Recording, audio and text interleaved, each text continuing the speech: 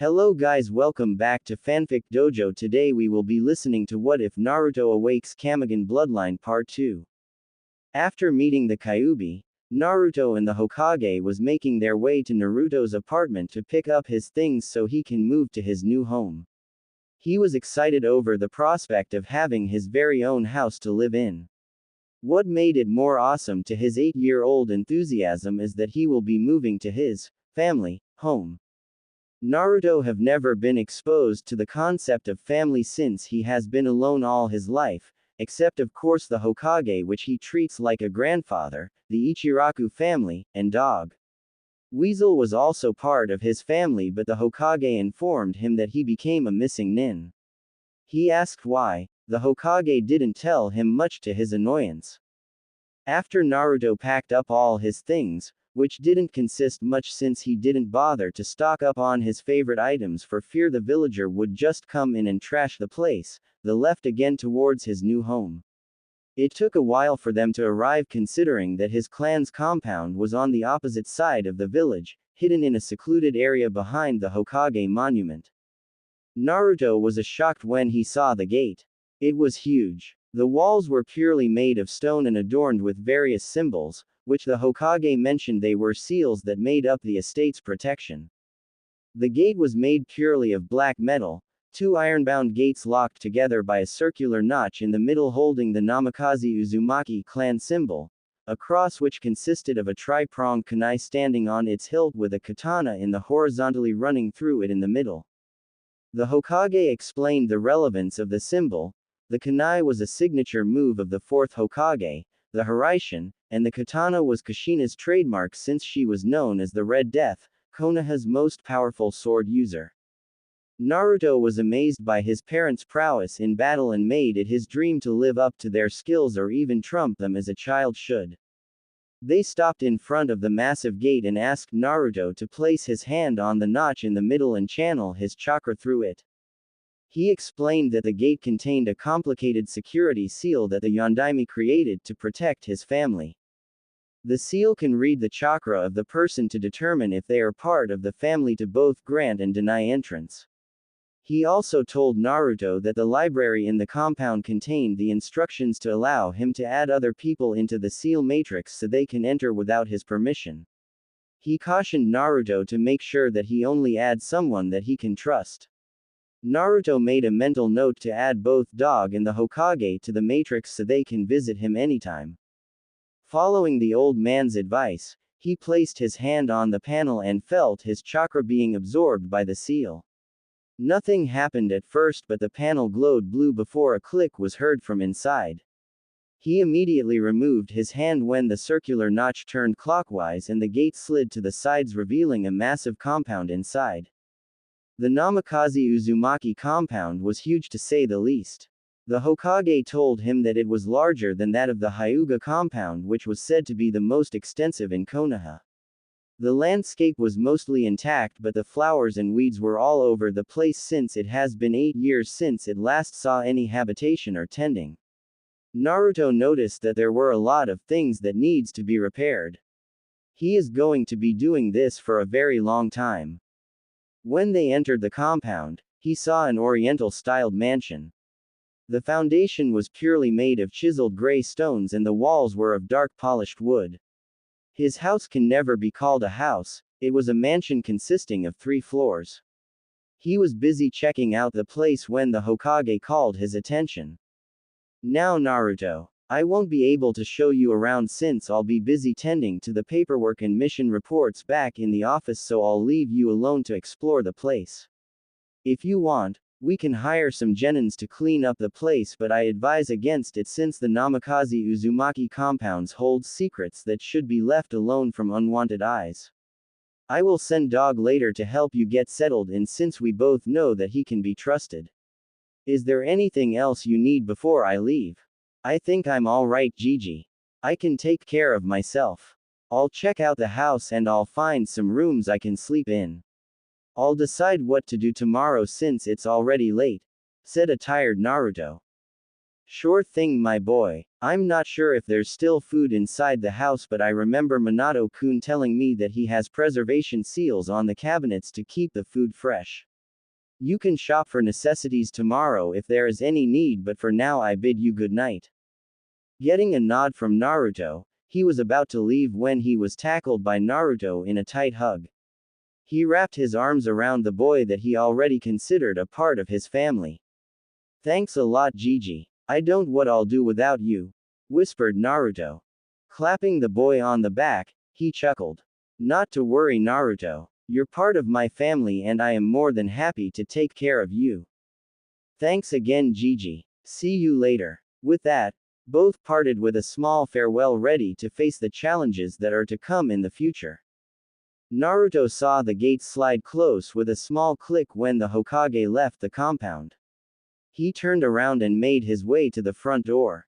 He saw that it was locked, so he fished out the set of keys that he got from the old man and placed it on the keyhole and gave it a small twist.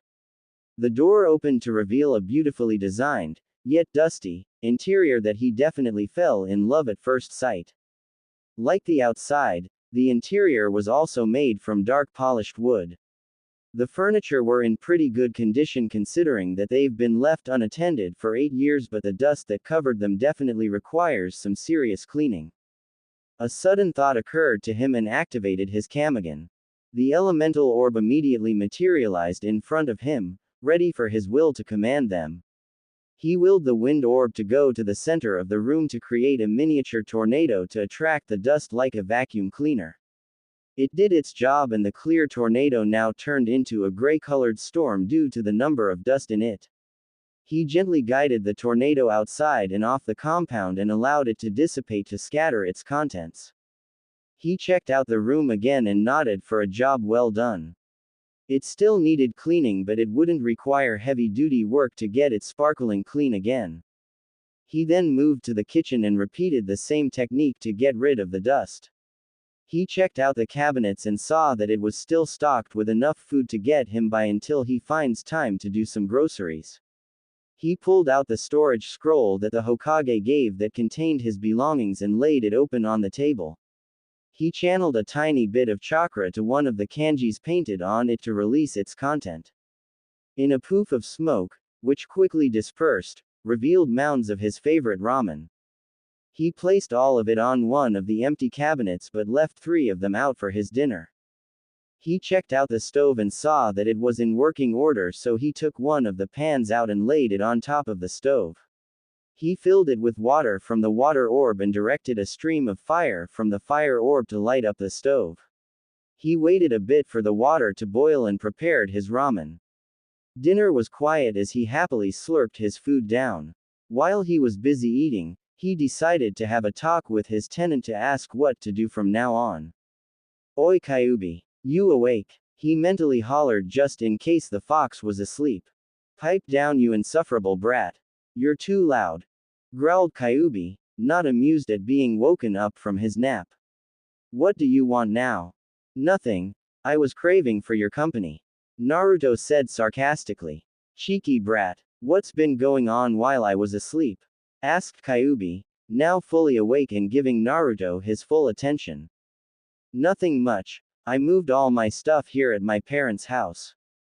I just wanted to talk to you what to do from now on. Maybe we can talk about my training, said Naruto excitedly. He was definitely geared towards training to get stronger. It's too early for that, Kit. Why don't you spend a few days checking out your place and take stock on what's in here? You might want to check out the library too to see what we can work with. There should be a scroll there about the Kage Bunshin.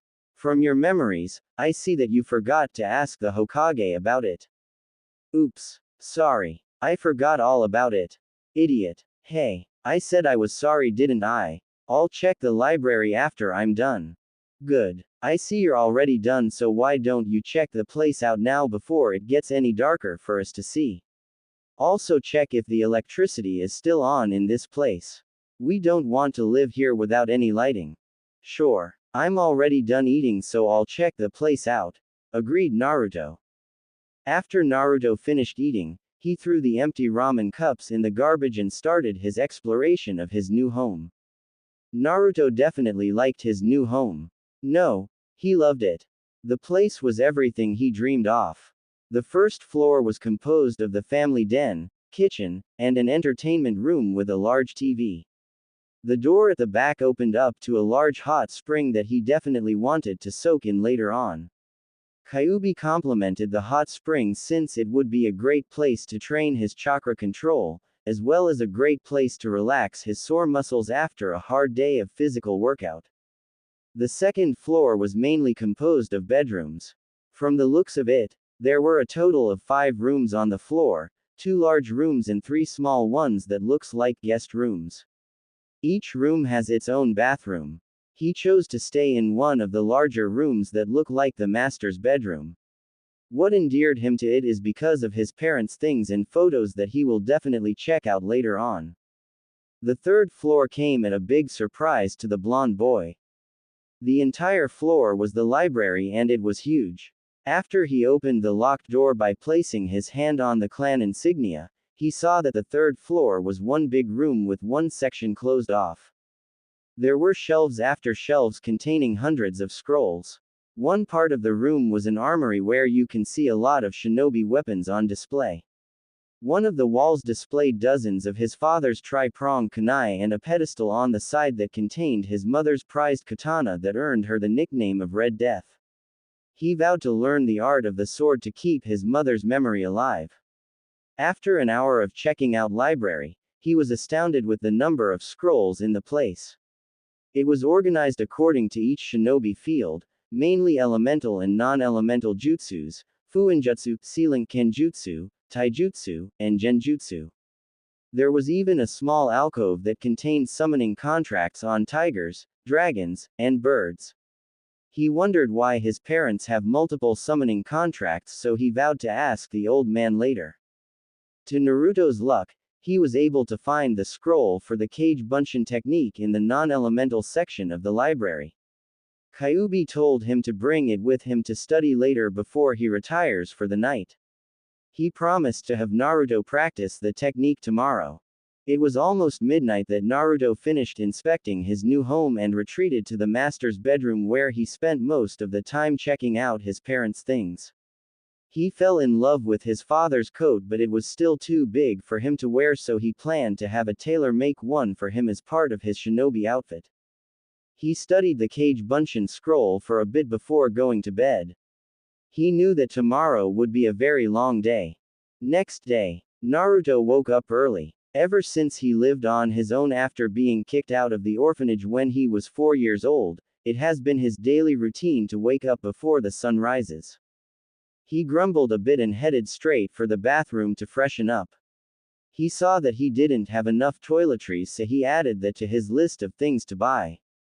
He took a cold shower to wake him up as part of his routine and adjourned to the kitchen to fix himself some ramen for breakfast. He was interrupted when Kyuubi suddenly voiced out his concerns regarding his choice of food.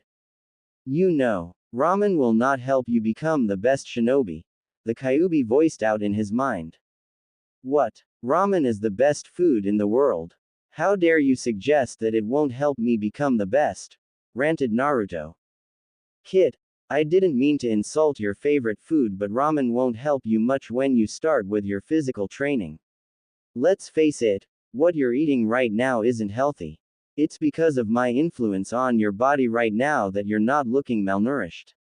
If you want your body to be in top condition, you need to eat healthy. I will not stop eating ramen and there's nothing you can do about it.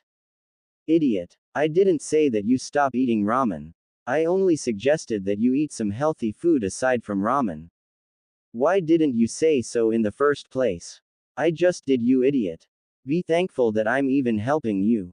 Thank you. You're welcome. Why are we shouting? Dunno. Hehehehe. Said Naruto with a sheepish grin. Idiot. Grumbled Kyuubi. When you're done eating, I want you to go to the training ground out back and start practicing Kage Bunshin. With your chakra reserve and tenacity, I'm sure you'll get it down with only a few tries. Naruto gave Kyuubi a mental nod and quickly finished his meal. He ran to the bedroom and retrieved the Kage Bunshin scroll and rushed back down and out to the training ground. It was huge to say the least, with wooden dummies with targets painted on them so he can practice his throwing, as well as some padded logs for taijutsu practice. The shed also contained some physical training gears that would definitely help him out. He sat down on the grass, opened the scroll and started to read. He read the scroll 3 times and memorized the steps to Kage Bunshin. It requires a modified single-hand seal that required him to stretch his index and middle finger and form it like a cross with both hands. He is supposed to channel enough chakra to transfer to his clones and mold it before releasing the technique. It took him almost 2 hours to get the technique down and was surprised with the result. He was aiming for single clone to appear, but the entire training yard was covered in smoke when he shouted the technique. When the smoke disappeared, the entire yard was filled to the brim with shouting Naruto clones. His target was off the mark. He was aiming for a single clone and he got 300 instead. This is going to take a lot of work. Kyuubi informed him that he has too much chakra, so the number of clones was normal even if he tried to control the output. He practiced for another hour until he was able to reduce the clones to 100. Kyuubi instructed him to assign 50 of the clones to go to the library to find chakra control exercises and the rest to start cleaning up the place. He instructed the 50 clones to go to the library to look for chakra control exercises and to start practicing them as soon as possible. The rest he told them to go to the shed out back to get some cleaning supplies and start cleaning up the entire house and ground. This got him a lot of grumbling from the clones and some shouts of, "Lazy ass," from a few. A short shouting match ensued, but they eventually left to do what he asked. Kyuubi told him that the clones have his personality, so he only has himself to blame for it. He grumbled a bit but eventually gave in. While the clones were busy, Kyuubi instructed Naruto to start improving his body through physical training. He told Naruto to start with running laps around the field, as many as he can for 2 hours at full speed. After a few minutes of rest, he told Naruto to start with push-ups, sit-ups, and squats 100 each. He told Naruto to increase his set by 50 once he gotten used to it. While he was running laps, Kyuubi instructed Naruto to do some shopping with the Hokage later on. He needs to add more to his training equipment, even some weights powered by chakra to be used in his training. He explained that the weight would help him in increasing his overall body strength since his exercise can only do much to improve his overall physical prowess. Time skip 2 months in training. It has been 2 months since Naruto started his physical and mental training with Kyuubi as his instructor. His rants of slave driver and sadistic fox fell on deaf ears. It seems that the fox found it humorous to make his container suffer through the physical regimen. However, he can never deny the results after 2 months of hard work. Naruto can now do at least 30 laps around the training compound for 2 hours at full sprint without tiring out. When he applied training weights to his body when he first started out, practically brought the count down, but he got used to it after a while. He started out with 20 pounds on both hands and leg and upped them when he got used to the weights. In only 2 months, each of the weights is now at 100 pounds each. Kyuubi advised him to maintain the weight for at least a month more before increasing them so his growth won't be stunted by the extra burden. Speaking of growth, with the addition of healthy meals, Naruto's body filled out quite nicely. He is now sporting a height of 5 feet instead of his usual 4 feet 5. His muscles were showing quite nicely, but Kyuubi advised him not to overdo his weight training to avoid excessive muscles that will be a problem later on. His chakra control is now in low Chunin standard. He mastered the tree walking exercise, but Kyuubi advised him to continue with the said exercise while doing a full spar while sticking on the sides of the tree. Kyuubi explained that a shinobi should be able to instinctively do the exercise even when in full battle.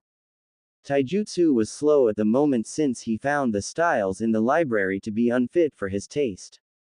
He was learning the fox fist from Kyuubi in the mindscape since it fits well with his build. The Fox Fist was an exclusive style of the Kitsune clan. It emulated the attack patterns of the vulpine species using speed and exceptional agility to land hits on the target. The hits were small but the continuous attacks can hold up to more damaging results. Kyuubi also told him that his current training method was for the Fox Fist style, so he was determined to continue his physical training to be fit enough to master the style. His ninjutsu training was currently on hold since Kyuubi advised him to stick with expanding his mind instead of memorizing jutsus. He informed Naruto that elemental jutsus was not in a hurry for him to learn since he can easily command his elemental orbs to do all sorts of attacks with a simple command. The Biju informed him that this was an advantage in the midst of battle since he is not hindered with doing hand seals to release an attack.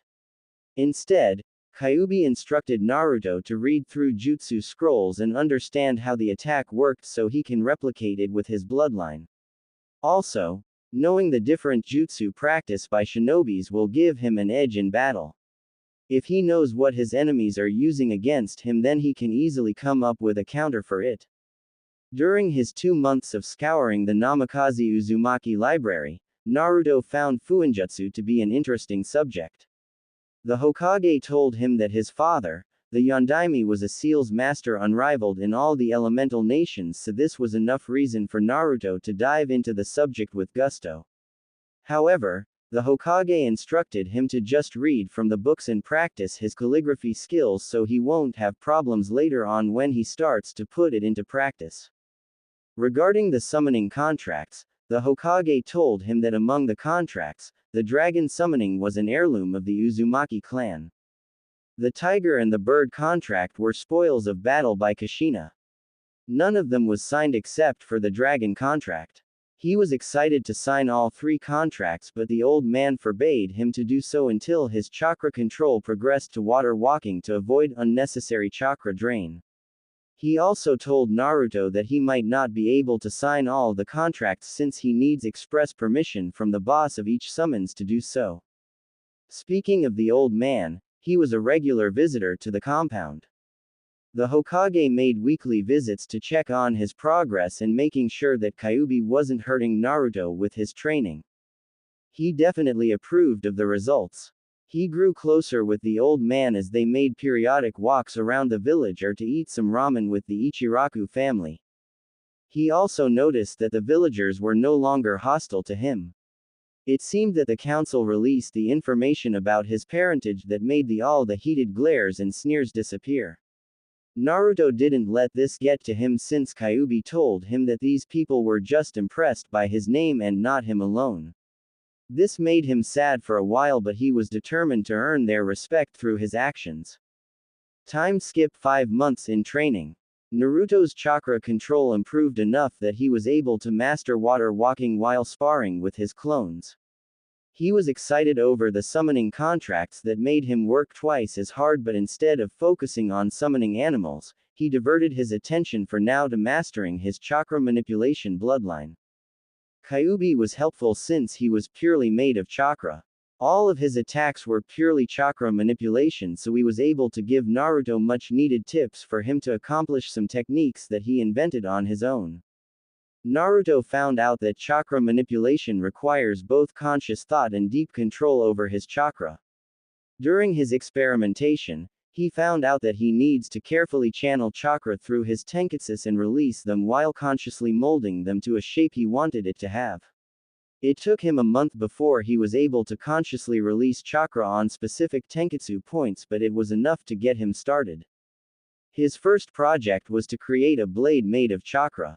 Since he wanted to honor his mother by practicing kenjutsu, he tried to use a blade made of chakra since his mother's katana was too big for him to handle at his current age.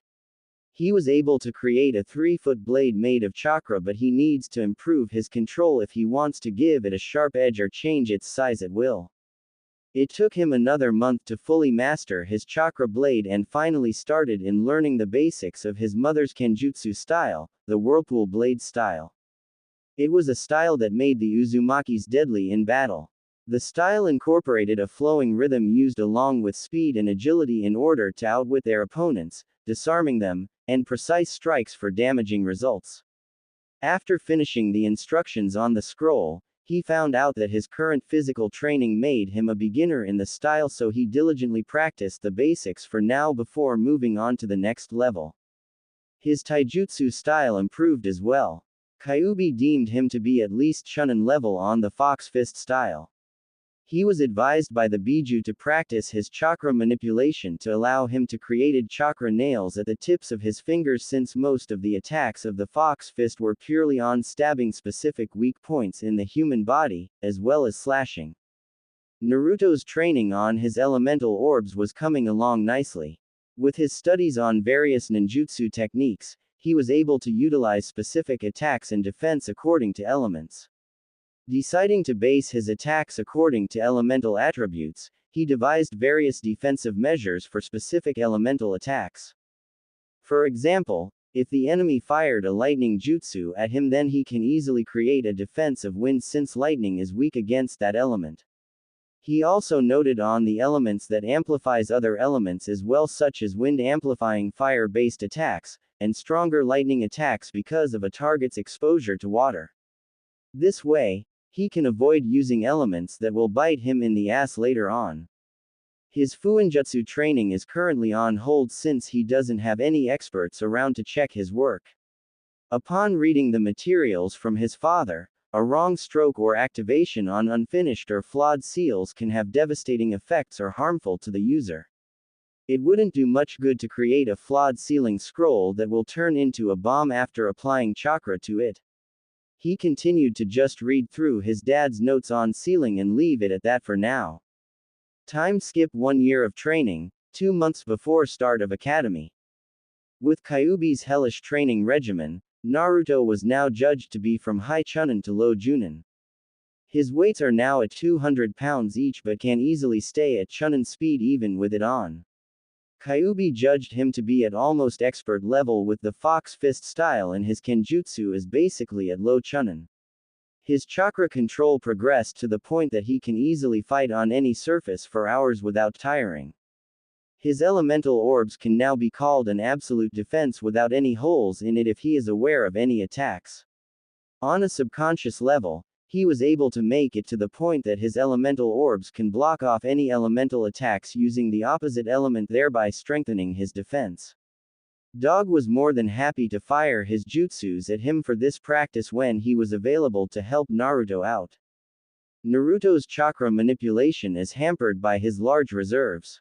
Large creations like his sword and longer nails are easy, but making something small requires him to concentrate more. He also experimented with his Kamigan during his training and found out some interesting facts about its overall abilities. When the Kamigan activate, it allowed him to see chakra. This made it easy for him to utilize his chakra manipulation techniques, since he can easily mold them to any shape if he can see what he's doing. It also lessened the concentration needed for any shape, which made it possible for him to master his chakra nails. Another interesting ability of the activated Kamigan is its total immunity with any forms of genjutsu. He found out its ability by accident when Dog was teaching him the basics of genjutsu, which is by far the worst of all his abilities. His overly large chakra reserves made it almost impossible to create any genjutsu, but it made him immune to up to low A rank genjutsus. Dog was trying to entrap him in a genjutsu during one of their spars, but he noticed that it didn't take any effect since his Kamigan was active. Dog called the spar to a halt and tested out the theory and found out that the Kamigan has an automatic defense to genjutsu, which made Naruto immune to it if it is active. They both realized that Naruto's bloodline made him immune to any attacks short of physical. Naruto was currently busy with his taijutsu practice when the Hokage paid him a visit with a serious look on his face. Naruto took a break from his taijutsu training upon seeing the Hokage enter the Namikaze Uzumaki compound. What made him pause, however, was the serious look on his face that always spelled trouble, which always seems to include him for some reason. "Hey Gigi. Nice of you to visit. What can I do for you?" greeted Naruto in a cheerful voice. "Good morning, Naruto. Training hard, I see," replied the Hokage, still serious. Naruto scratched his head in embarrassment and gave the old man a goofy grin. Yeah, Kyuubi is a slave driver. He doesn't want me to slack off in my training and want me to master Fox Fist style as soon as possible. He said that it would serve me well in the future. Indeed, having a solid grasp on a taijutsu style is basic in the shinobi arts. He paused a bit, seeming to ponder his next words carefully. Naruto, I came with some news, though none of them are good at the moment, so maybe we can go inside your house so we can talk. Naruto immediately picked up the seriousness of the matter, so he nodded and guided the old man to the kitchen. When the old man sat down, he hastily prepared tea for his guest. He sat down after pouring both of them a cup. Now what do you want to talk about, old man? Asked Naruto. The Hokage didn't say anything but reached inside his robe and pulled out a small black book. He turned a few pages and handed it to Naruto. He picked it up and read what the page says. Name: Namikaze Uzumaki Naruto. Affiliation: Civilian, Konohagakure no Sato. Rank: A. Age: 9. Bloodline: Kamigan, God's Eye. Abilities: the target is able to command the elements to attack and defend. Taijutsu unknown, ninjutsu unknown, genjutsu unknown. Warning: do not underestimate despite his age. Reported to be dangerous according to sources. Ability is able to destroy large numbers in a matter of seconds. Bounty: 10 million ryo. Status: alive, kill or apprehend on sight. Naruto was shocked. He was in a book and it looks like he is a wanted criminal. This shook him to the very core. What is the meaning of this? He looked at the Hokage's somber face. What is this, Gigi? His voice shook as he voiced out his question. The Hokage sighed. That Naruto-kun is a bingo book from Iwagakure. What is a bingo book? A bingo book is like a wanted poster for all shinobis with a bounty on their heads. It seems that Iwa got word of your inheritance. How? I don't know. I would guess that someone from the council released your information outside the village. Iwa got word of it and immediately placed you in their bingo book with a large reward. Still a child but already an A- ranked nin. He chuckled over the last part. But why? I didn't do anything to them. Why would they add me in the bingo book and to be killed for Kami's sake? Whined Naruto. Naruto, you need to understand that Iwa harbors a major hatred against your father, and in this case, your family. In the Third Great Shinobi War, your father decimated hundreds of Iwa shinobis with his Hiraishin. The Namikaze name is greatly feared in Iwa, and it seems that this fear and hatred have carried on to you. The Hokage explained in a serious tone. Naruto sighed. I guess there is nothing we can do about this. I mean, there is no way we can just send a word to their cage and tell them to remove me from their bingo book, said Naruto in a dejected voice. Indeed. Don't worry, Naruto. I have the Anbu on the case. They are on alert around the village and my spies outside the village are monitoring all shinobis they can find just in case some of them plan to go ahead with your bounty. Thanks, old man. I guess I need to train harder so I can protect myself, said Naruto, smiling a bit over the irony of the situation. He always aimed to gain the respect of everyone through his actions, but it seems that he got the opposite. He hasn't even ventured outside the village and he is already known and feared by Iwa.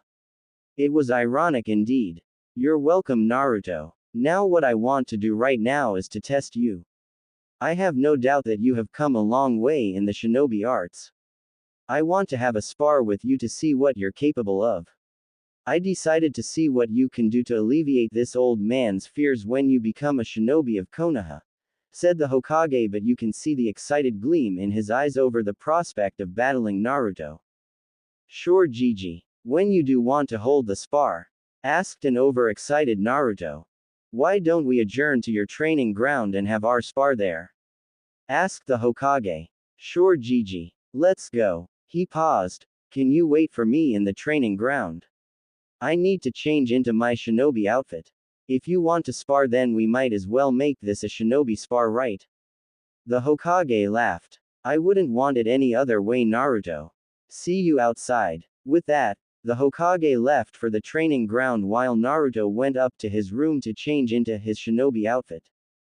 The Hokage's jaw dropped when Naruto came out of the house and into the training ground. He looked just like Minato when he was his age. It seems that Naruto emulated his father's outfit into his own battle gear. He saw that Naruto was wearing a black muscled shirt that revealed his lithe muscles underneath. He wore a dark gray cargo pants with multiple pockets that can easily hold small scrolls and supplies. He also wore a pair of black combat boots instead of the usual shinobi sandals. Holsters were strapped on both his thighs, possibly holding kunais and shurikens. Over his shirt, he wore a white robe with blue flames at the hem. The sleeves of the robe were loose and almost reached his fingers. Over his heart is the insignia of the Uzumaki Namikaze clan. On the other side, however, held a curious design, a fox with 5 tails each with a different color signifying his elements. Minato, Kushina, you would have been very proud of your son, thought the Hokage. Naruto approached the Hokage and gave him a cheeky grin. So Gigi, what do you think? The Hokage gave an approving nod. You look good, Naruto-kun. It seems that you based your shinobi outfit with your father's. It suits you perfectly as his heir. Thanks, Gigi. So how do you want to do this? Asked Naruto.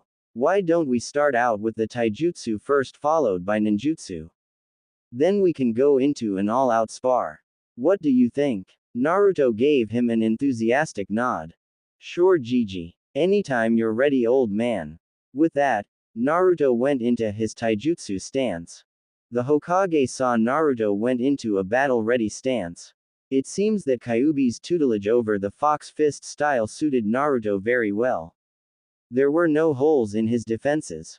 Naruto slid into a basic stance of the fox fist style. Left leg front and right leg back. His right hand was balled into a fist and pulled back to his right hips while his left hand was out in front with hands resembling that of a claw. Overall, it was an intimidating sight. The Hokage nodded his approval over the powerful stance in front of him. He pulled off his robe to reveal his battle outfit similar to that of the Shadaime. He took off his cage hat, threw it in one corner of the training field and got into a battle stance. Naruto wasted no time in waiting. He tensed a bit then shot off at his opponent with amazing speed which shocked the Hokage. He took a swipe with his left hand which the Hokage easily dodged and lashed out with a kick to the ribs which the old man blocked an arm. The blow was definitely strong. There was a lot of power in that kick. To think that he didn't even channel chakra to amplify the blow, thought the surprised Hokage. Wanting to get this show on the road, the old man lashed out with a well-aimed punch to Naruto's chest which was swiped away that effectively opened up his defense. Naruto took action and released a punch that almost got him but was barely able to block with an arm. They continued trading blows for a few more minutes, none gaining an advantage over the other. What Naruto lacked in experience he made up with speed and agility. The Hokage, seeing that Naruto's taijutsu was effective, he decided to go all out and released a barrage of punches and kicks that slowly destroyed the young man's defense. After a few seconds of blocks and blows, the Hokage saw a hole in the young man's defense and quickly lashed out with a well-aimed kick to the chest. Naruto felt air left his lungs with the strength of the kick that sent him sprawling to one end of the training ground. He groaned but immediately got up and took up a defensive stance while waiting for his healing factor to take care of the damage. Very good, Naruto. Your taijutsu is definitely on mid-chunin level. It seems that the fox fist style suited you well. You can easily improve when you gain battle experience as you match your ability with other opponents. Now let's proceed with ninjutsu. Prepare yourself, shouted the old man and went through a series of hand seals and released his technique. Earth style. Mud bullets. The Hokage took a deep breath then shot out a couple of mud bullets at Naruto with amazing speed and accuracy. Naruto was already healed when he heard the old man complimented his taijutsu and told him to proceed with ninjutsu. He was caught off guard when the old man sped through a series of hand seals and shouted an earth technique. Not wasting any time, Naruto immediately activated his Kamigan. The elemental orbs immediately materialized around him, then threw his arm out, willing the water orb to release a torrent of water in front of him, successfully stopping the attack. He raised another arm and commanded the wind orb to release a powerful gust of wind similar to the wind style, grand breakthrough that he read in one of the wind scrolls in his father's library. The Hokage saw this attack and sped through another set of hand seals and slammed his hands on the ground. Earth style. Earth wall. A wall of earth effectively blocked the attack, but the strength of Naruto's wind blew a few chunks off the defense, but his attack failed to reach the old man. Seeing that the old man was able to block his attack, Naruto released the water orb from its position and commanded it to take position on top of the field, waiting for further commands. When he saw the old man release his defense, he shouted, "Now!" The water orb, who was innocently hovering over the battlefield, released a continuous stream of water that shot off to the Hokage with pinpoint accuracy. He saw this and jumped out of the way, but the water seems to follow his movement like a predator to a prey. He continued to dodge but was caught off guard when he heard the crackle of lightning. He looked at the direction of the sound and saw a stream of white lightning heading his way, aiming to electrocute him. Shit! The Hokage cursed over the double attack and replaced himself with a log when the attacks hit him. Naruto saw the Hokage effectively dodging his water attacks and fired off his lightning wave for a pincer move. The attacks hit the Hokage dead center that caused a large shockwave that caused the ground to shake. When the smoke died down, all he saw was a large burnt log in the middle of the crater that his attacks created. He heard something behind him only to turn and saw a large fireball screaming towards him. Damn it! He reacted instinctively and a wall of earth shot out of the ground to block the incoming ball of fiery death. The attack was effectively cut off, but the old man wasn't done yet. Seeing that Naruto was blinded because of the wall of earth he created to block his fireball, he teleported behind the boy and released a stream of red-hot fire. Fire style. Raging Inferno. Naruto felt the Hokage behind him, but he was ready this time. He recalled the water orb from its vantage point on top of the battlefield to his side, then commanded it to release a powerful jet of water. Both attacks collided between them, causing a large amount of steam to appear. Getting tired of basic attacks, Naruto prepared his orbs for his ultimate attack that he practiced a few months back. "I hope you're ready, old man. Have a taste of my ultimate technique."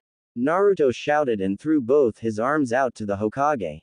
The elemental orbs followed their master's command and floated in front of his outstretched hands and got into formation.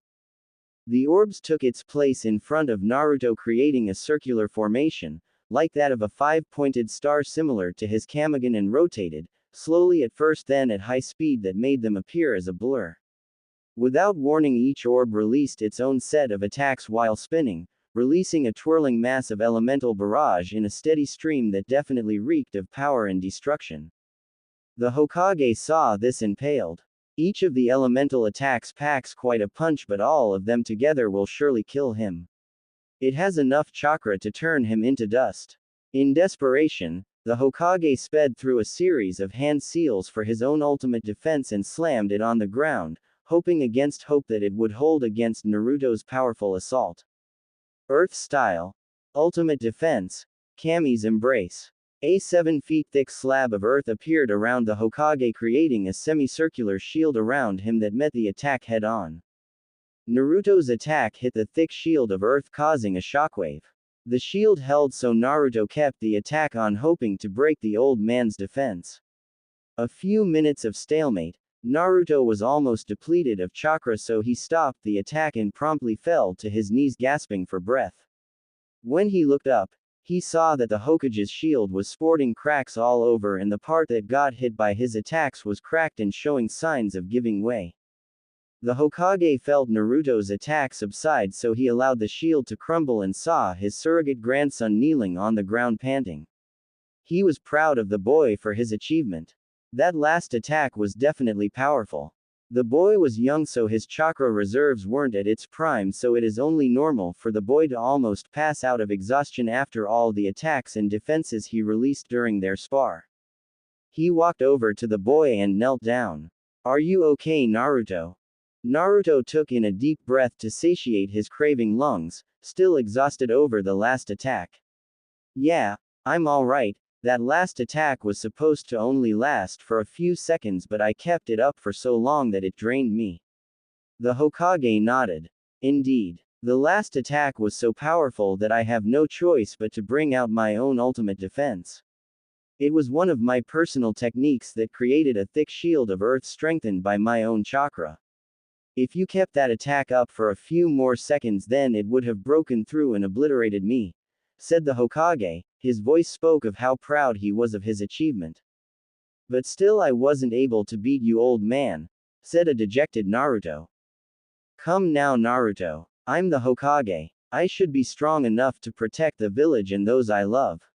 I wouldn't be much of a Hokage if I was brought down easily, would you?" chuckled the old man.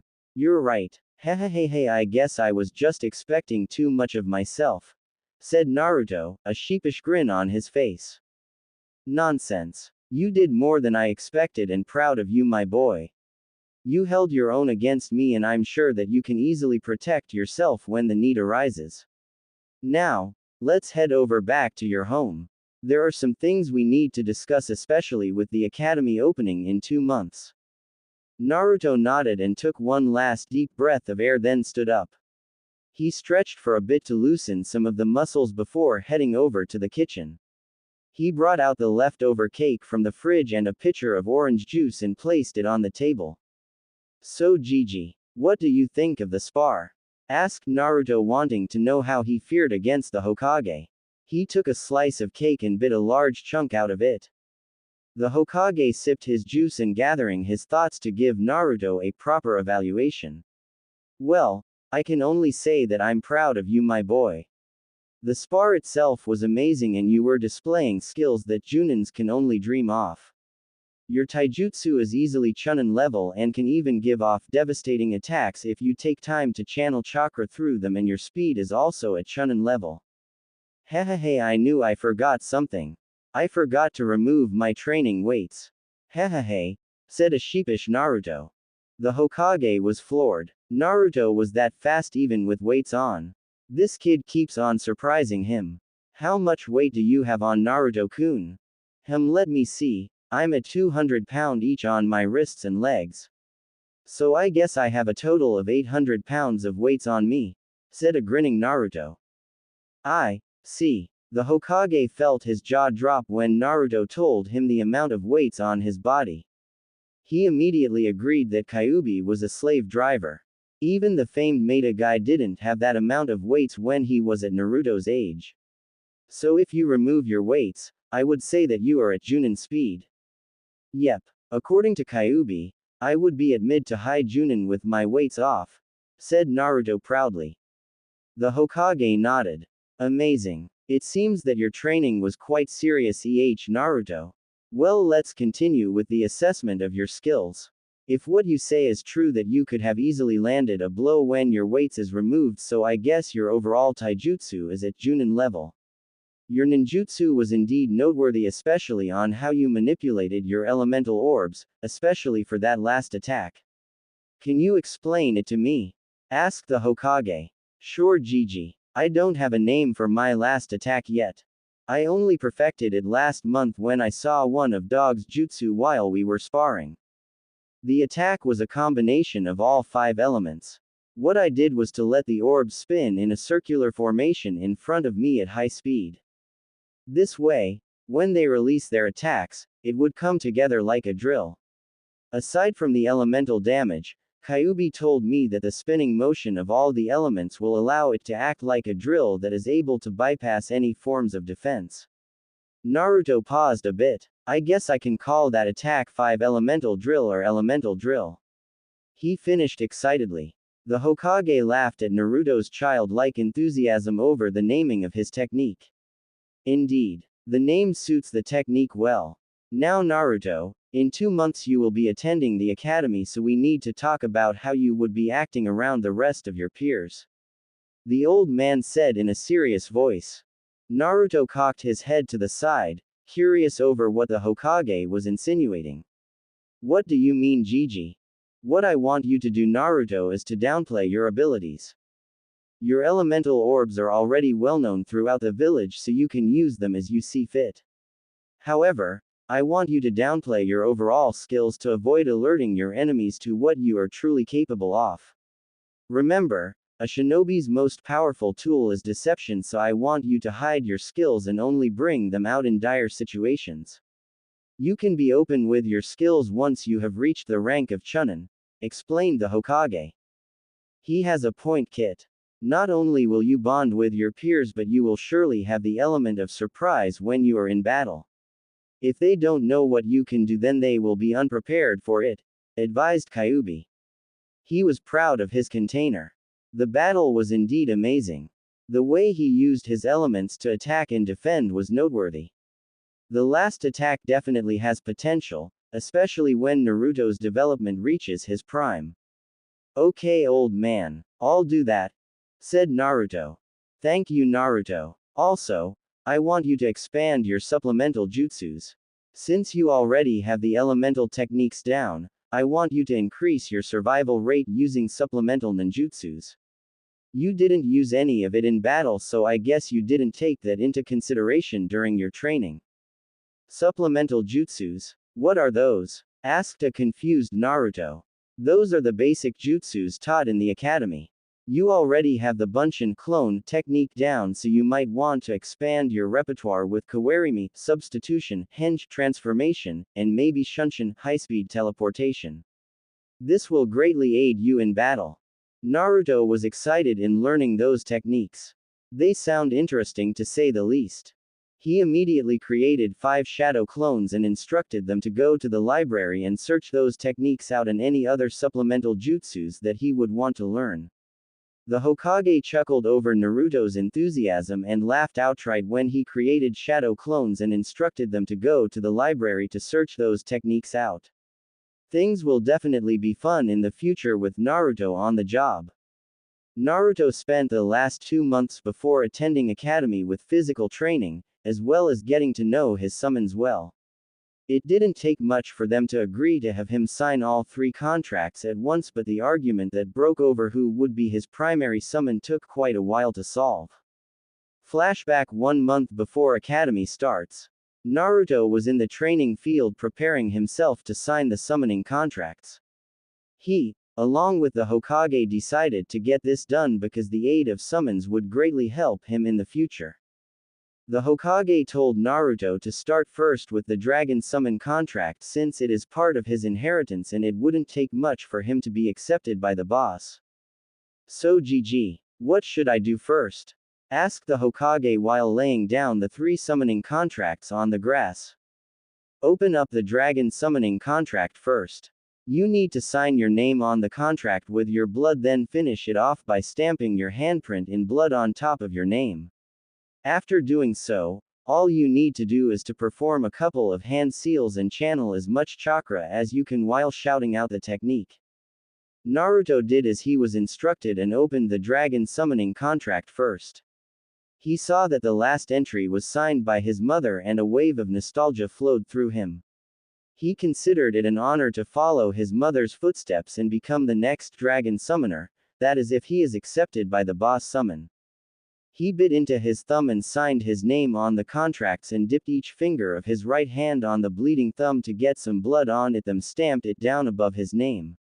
He rolled the scroll up, took a deep breath to calm himself, then flashed through the hand seals that the Hokage showed him earlier while gathering as much chakra he could, then slammed his right hand on the ground with a shout, summoning technique. A large puff of smoke covered the entire training field. After dispersing, it revealed a large dragon almost as tall as the Hokage monument.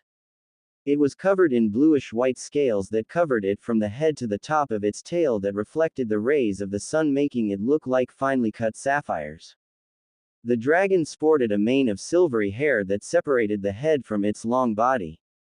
The head was definitely one to inspire awe and fear, more so with the rest of its stature. The eyes of the dragon was of deep cerulean blue like Naruto's own, and one whisker on each side of the nose. It released a loud roar that resounded all throughout the village. He looked down towards Naruto. "Who summoned me?" "The leader of the dragon clan." The dragon bellowed in a loud voice. Naruto calmed himself real quick. It would do much good to faint dead in front of such majestic creature, even if he was justified to do so. I did," stuttered Naruto. The dragon, seeing Naruto admit that he was the summoner, lowered his head to get a good look at the boy. He sniffed and smelled the faint scent of the Uzumaki clan that he remembered a decade ago. Indeed, this was her child then. "Who are you, young one, and why have you summoned me?" asked the gigantic summon. "My name is Namikaze Uzumaki Naruto Dragon-sama," replied Naruto in a confident tone. "Uzumaki. Interesting. Tell me, boy, where did you get the contract?" "I found the contract in my family's library. The old man told me that the dragon summoning contract is a part of my mother's inheritance." "There is truth to your words, boy. Now tell me, who is your mother?" "My mother is Uzumaki Kushina Dragon-sama." The dragon was now very interested in the child. This was Kushina's boy. "You are Kushi-chan's child." Getting a nod from Naruto, he continued. "Tell me, child, why have you summoned me?"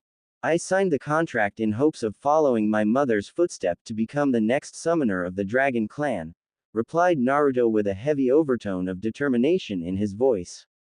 This surprised the dragon a bit. It seems that Kushina's determination appeared true to her child. But not everyone can just sign the contract and become the next dragon summoner, and hopefully the dragon sage as well. He needs to pass the test first. That is a worthy goal, child. But in order for you to be accepted by the Dragon Clan, you need to pass my test first. Are you ready, child? Know that once you failed in the test, then there is no second chance. I will take the dragon contract with me until we find the next worthy summoner for our clan. Do you wish to proceed, child? Said the dragon, trying to scare the boy to see if his determination is true. Naruto didn't back down and wasn't scared, to say the least. Hearing the repercussion of the test didn't faze him one bit. Instead, he just glared at the dragon and showed fiery determination in his eyes. "Bring it on. I'm not scared." This brought forth a healthy chuckle from the immense summon. "We shall see, child. My test is the test of the soul. I will be seeing your life and decide then if you are fit to be the holder of my clan's contract." He moved his head closer to the boy that brought them face to face, which was a feat in itself since the dragon's head alone dwarfed Naruto by a large margin. "Enough." The dragon bellowed. "Look deep into my eyes, child, and let me into your soul." The dragon looked into Naruto and saw his life bared for him to see. He saw the fierce determination that allowed the boy to go through with his rigorous training. He was shocked that the boy also holds the Kyuubi like his mother before him. He growled at the beatings and glares he got from the villagers and was curious over the evolution of his bloodline. But despite everything that the child has seen and experienced, the courage and determination of his is unsurpassed. The dragon decided there and then that this child is a worthy summoner for his clan. The dragon released his mental link with the boy and boomed in a loud, yet soft voice. "I find you worthy to be the Dragon Clan's summoner, Namikaze Uzumaki Naruto.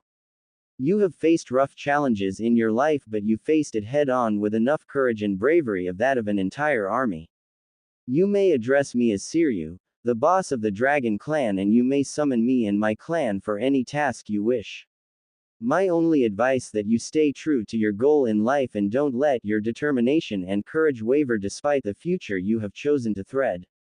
Naruto nodded and was glad that he was accepted by the great dragon in front of him. He bowed low to the dragon boss. "My gratitude to you, Siryu-sama. I promise that I will uphold the Dragon Clan's honor as its summoner and will not abuse this gift that you allowed me." The dragon chuckled. "Indeed, child. Is there anything else you wish of me before I return to my home?" asked Siryu. I wonder if you would allow me to sign other contracts?" asked Naruto. The dragon gave him a long look, pondering the request. Tell me, child, why would you want to sign other contracts that you already have one that is more powerful than the rest? Queried Siryu. To be honest, I don't have reason for doing so, Siryu-sama. The only reason I could think of when the thought occurred to me is to honor my mother by using the contracts that she has gained during her time as a shinobi. I wasn't sure if such a thing was allowed, so I would like to ask your permission, as my clan summon, if it is allowed. The boss dragon pondered over the boy's request. Which contracts were you planning to sign? The tiger and bird contract. Naruto informed the dragon. Oh, those contracts have been thought lost over the ages. It seems that Kushi-chan has found them and kept them as her own. I give my permission to sign other contracts and would ask of you to treat them as you would treat my clan. The Tiger and Bird clan have been close friends with my kind, so this wouldn't go against any treaty between summons. I will inform them upon my return to my plane. Summon them in an hour so they may know about you. The dragon gave his approval that disappeared in a large puff of smoke.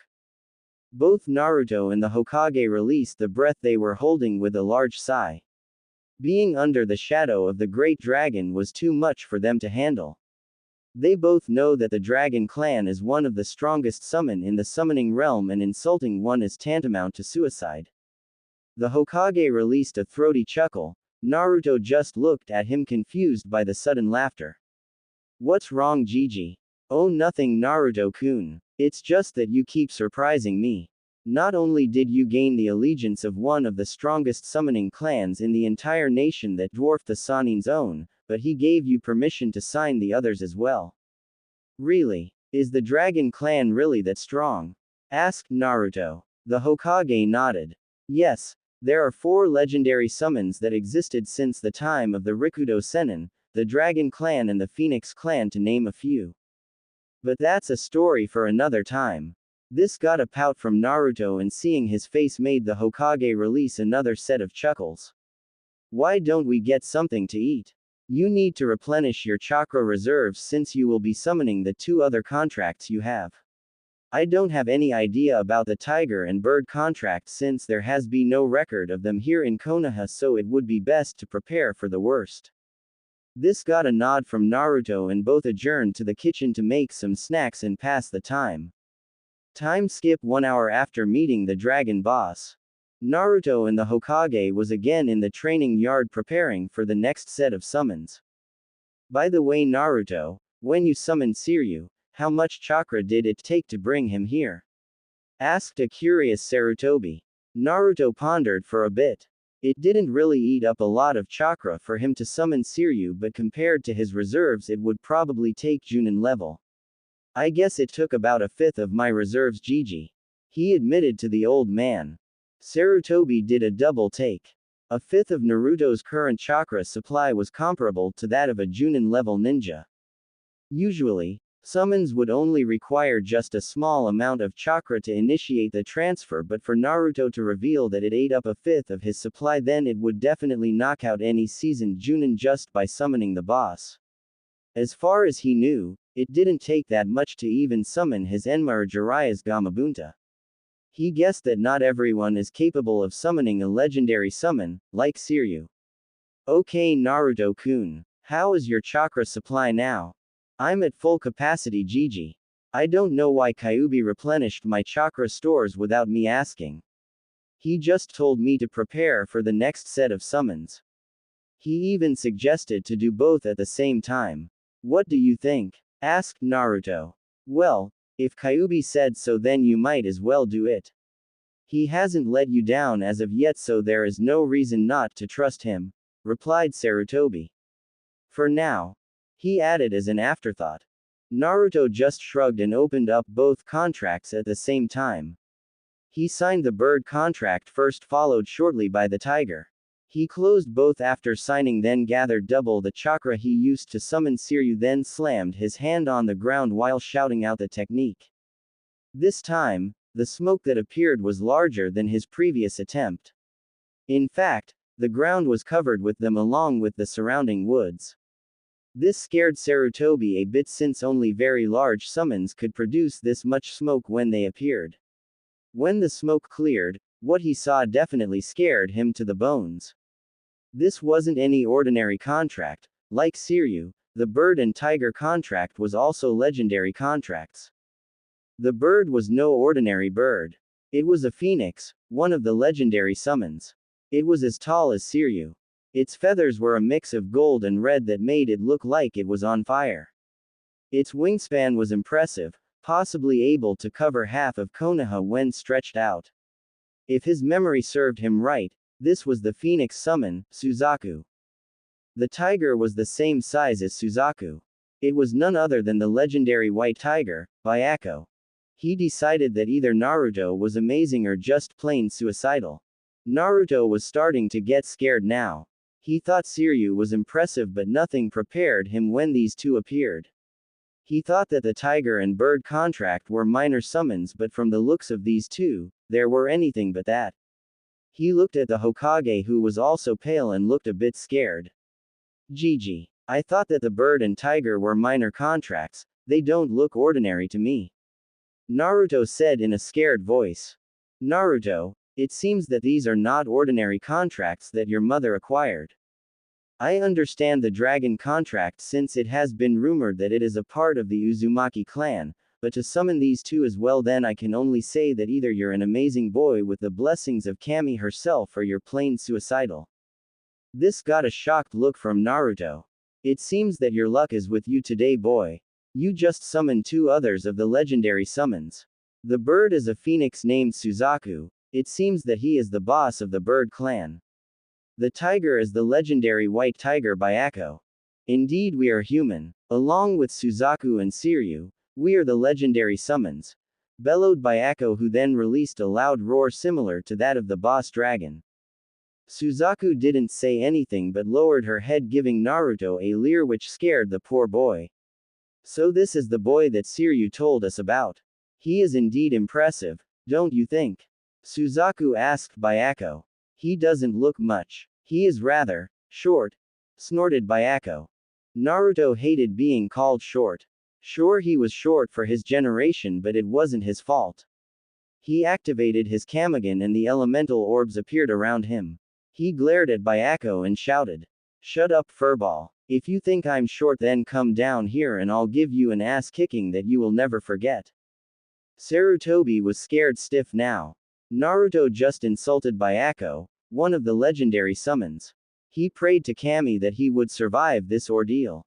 He prayed hard that Konoha would survive this. A loud chuckle and an amused screech interrupted him from his so-called prayer. Siryu was right. This boy is definitely one of a kind. It's not every day that a boy would insult me like this. He bellowed while continuing to chuckle. He looked at Naruto, who was fuming for being called short, and chuckled some more, which didn't bode well with the blonde boy. Calm down, child. I was just testing the bravery that Siryu complimented so much when he brought you to our attention. He definitely has a lot of spunk to him, doesn't he? He wouldn't be a bad summoner for us. Suzaku looked at Naruto then. Boy, why don't you summon Siryu? There are some things we need to discuss with him. It's not every day that we three have the same summoner. There are some things that need to be settled. Naruto nodded to the request and took a deep breath to calm himself down. He gathered the required chakra, did the seals for the fourth time today, then slammed his hand on the ground. Another large puff of smoke appeared in between the two legendary summons, which revealed an amused Siryu. It hasn't been a day yet and you brought me out again, young one. What seems to be the problem? I don't know, Siryu-sama. Suzaku-sama and the white furball over there asked me to summon you back here. He pointed an accusing finger at a grumbling Byakko. Siryu just gave his fellow summon an amused look. You insulted him, didn't you? Among all of us, you have always been one to have a runaway mouth, Byakko. Oh, shut up, you old pile of scales. I didn't know that the kid doesn't like to be called short. Byakko was interrupted by a large rock that conked him on the head. He looked down and saw a red-faced Naruto with another rock floating in front of him, ready to throw again. Don't call me short, you overgrown pile of fur. How dare you throw a rock at me, you pitiful human. Human am I. Here's another one for you. Your Majesty. With that, he threw another rock at Byako which hit him on the nose that caused him to sneeze. Siryu was currently laughing his head off and Suzaku was currently sprawled on the ground, rolling in laughter. Byako huffed. Shut up you two. Oh no. This is just too much. Byako, the white tiger of the legendary summons was conked on the head by a small, young boy, bellowed Siryu which hastily changed the small adjective before the boy set his sights on him. I am so telling everyone about this. Ha ha ha, screeched Suzaku. Fine fine, I'll let it go this once sure. He paused when he saw the boy create another rock, this one larger than the first two. I mean boy, growled Byako. Just don't call me short. Naruto huffed while crossing his arms over his chest and looked away. This brought a chuckle from the three legendary beasts. When Siryu got his composure back, he looked over at his fellow summons. Why have you asked Naruto to summon me? Simple. Now that the kid has signed and got accepted by all three of us. We need to decide who becomes the primary summon, said Byako. Oh, I thought that is already decided. Since he is an Uzumaki then it only stands to reason that I become his primary summon, calmly replied Siryu. Oh no you don't you old prune. We are all the same rank here so it's not right for you to become his primary summon. I won't have any dragon lording over me, huffed Suzaku. Well, tough luck you old bag of feathers. He signed my contract first so I technically hold superiority over both the of you, said Siryu, defending himself. Shut up Siryu. Why don't we three-deck it out and the winner becomes Naruto's primary summon? Byako suggested, itching to get a fight. I agree. It has been a while since we all three went all out in a fight. Suzaku agreed. All three were about to attack each other when a huge gust of wind hit them head on. The wind was powerful enough to push them back. They looked down to see that Naruto was panting on the ground, possibly from exhaustion from releasing such a powerful attack just to get their attention. It wasn't easy. After all, they are legendary summons after all. Naruto took a deep breath to get some air back to his lungs. He already felt Kyuubi laughing his head off while replenishing his chakra supply. He growled and looked at the three summons with a glare. Don't you dare fight here. You'll destroy my house. You'll destroy all of Konoha for Kami's sake, shouted Naruto. Well then young one, how do you think we should settle this dispute? Said Siryu, humoring the child's outburst. Naruto thought about it at first and asked the three summons in front of him. Why do I need a primary summon anyway? What's the big deal of having a primary summon? Suzaku chose to answer the boy. Young one, when someone is worthy or powerful enough to summon one of us then they are automatically our representatives in this world. He will become a sage taught by our arts and techniques when they reach the proper age and power. So because there are three of us then it is not possible for you to become a sage when all three of us are your primary summons. Why is that? I mean there is nothing wrong in becoming a sage for you three, asked a confused Naruto. Look here kid, it's not that simple. Becoming a sage means that you get a part of our powers. One of us alone will practically boost your powers that you will easily become the strongest among the elemental nations. Kami has set this rule so we can't just easily bestow you with all of our abilities. No human should be that powerful. There are limits to these types of things, explained Byako. Then don't. If you're just going to argue all day then I refuse to become a sage. I can live without your gifts anyway. I'll get strong on my own. Believe it, declared Naruto. He has always relied on his own strength and he survived so far without any help so why would this be any different? This shocked all three summons at the same time. This kid is refusing their gifts that would practically make him the most powerful being on the planet. No human should be able to resist the temptation of power. The lure was just too much. But this kid just scoffed their gifts and just prefers them to be his summons. This kid just keeps amazing them. He is either selfless or just plain stupid. Siryu, Suzaku, and Byako just gave each other long looks as if communicating with their eyes alone. It seems that Naruto just passed another test. This time, he passed Kami's loophole when such an event happened. It was Siryu who spoke for the three of them. Congratulations Naruto. You passed another one of our tests, or to be more precise, you passed Kami's test. Naruto just gave all three of his summons a long and confused look. What do you mean I passed the test? I thought I was already accepted as your summons. Indeed, you did pass our test individually and you have become our summoner. However, you passed another test. An unspoken test set by Kami herself when more than one legendary summon has the same summoner. Okay, I'm really confused. Can you please explain it to me? Asked Naruto.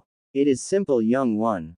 You see, Kami herself foresaw that it is possible for our summoning contracts to befall on the same summoner, so it is very possible for our special group to have the same summoner. Considering the rule in bestowing our summoner some of our powers, Kami herself made a loophole.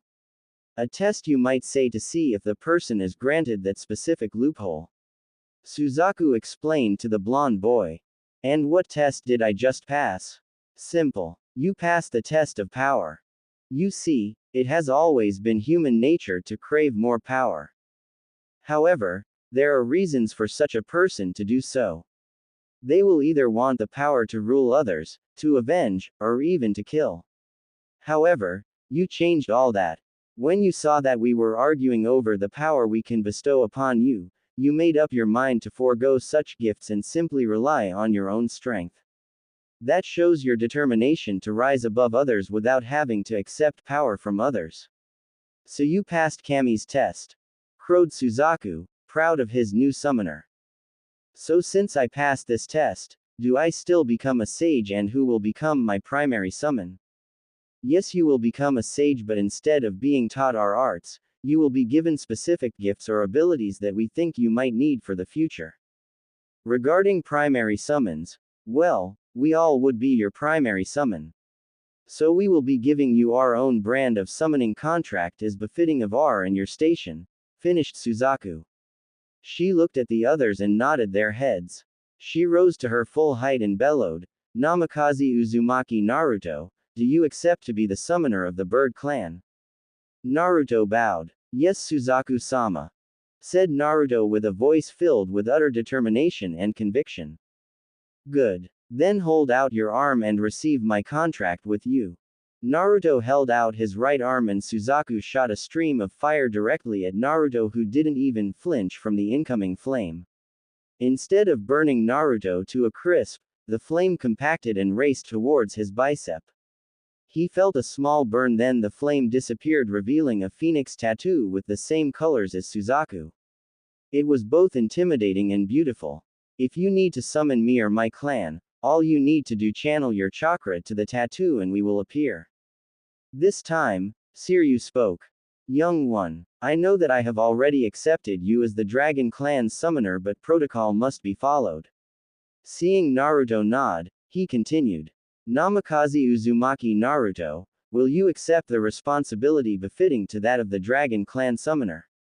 Naruto bowed again and addressed his first summon. I agree Siryu-sama. Very well boy, make the Dragon Clan proud of your actions. Hold out your right arm to receive my contract. A bright blue lightning shot out from Siryu's mouth and wound itself on Naruto's wrists. When the lightning disappeared, it revealed a dragon tattoo wrapped around Naruto's wrist. It bore the likeness of Siryu biting its own tail. This is similar to Suzaku's mark. To call me and the Dragon Clan, just concentrate your chakra to my tattoo. Byako growled to catch Naruto's attention. I hate formalities, but oh well. He drew himself to his full height. Namikaze Uzumaki Naruto, do you accept the duty involved in being the summoner of the Tiger Clan? Naruto was about to call him furball but remembered at the last minute the situation he was in. So he reined in his childish side and addressed the white tiger properly as befitting of its station. I accept, Byako-sama. I will uphold the honor and duty as befitting of a tiger summoner. Byako nodded in admiration over Naruto's conviction. Good. Hold out your right arm to receive my contract. He opened his mouth and shot a beam of compressed light towards the back of Naruto's hand. He felt his hand numbed a bit when the back of his hand was hit by the light, but he just ignored it. The light disappeared and revealed a tattoo of a roaring Byakko. When the ceremony was finished, Naruto was admiring his new tattoos when Siryu spoke. Congratulations Naruto. You have become our summoner. You may summon anyone from our clan for anything you wish of us and we will comply with the best of our abilities. The only thing we ask of you is to treat us with respect and we will return it tenfold. Also, summon us 3 years from now to receive our gifts to you. With that, he poofed back to the summoning realm. Farewell for now Naruto-kun. Suzaku crooned before puffing away back to the summoning realm, leaving a blushing Naruto behind. Well, bye for now shorty. He poofed away before he was hit by a rock the size of his head from an irate Naruto who was contemplating whether to summon the furball so he can hit him again for calling him shorty. Naruto drew in a deep breath to calm himself down. This has been a hell of a day.